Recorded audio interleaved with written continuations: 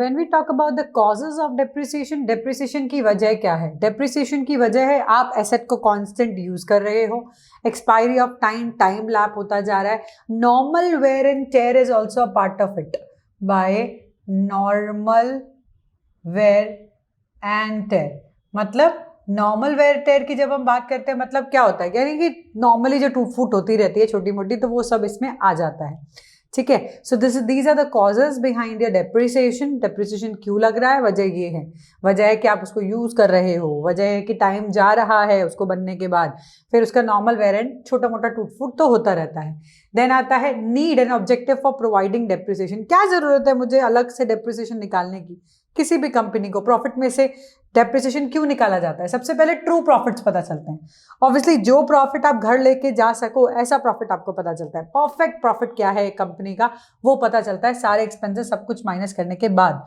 Cost of production, machine जो use हो रही है उसका भी तो कुछ कॉस्ट है। उसको हम बोलें कि एक ही बार पैसे लग गए खत्म, उसका नॉर्मल कॉस्ट है ही नहीं, ऐसा नहीं है। नॉर्मल कॉस्ट है, वही डेप्रिसिएशन है।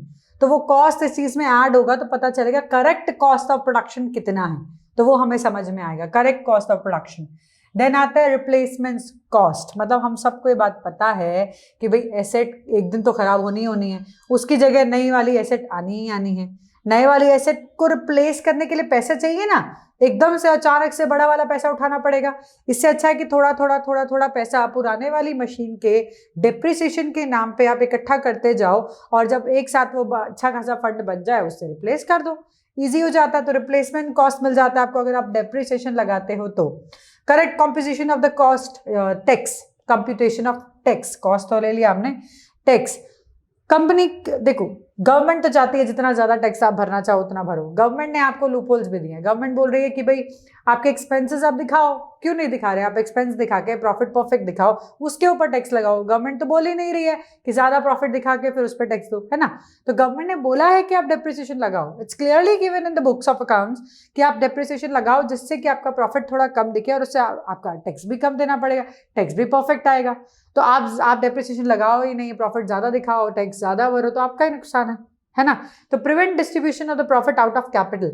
अगर आप डेप्रिसिएशन लगाओगे ही नहीं, उसका कंप्यूटेशन करोगे ही नहीं, तो जो प्रॉफिट है वो एक्चुअली उस प्रॉफिट में कैपिटल वाला पार्ट भी हो जाएगा, क्योंकि आप एसेट्स के खरीदने के लिए भी इसी चीज को यूज करने वाले हो।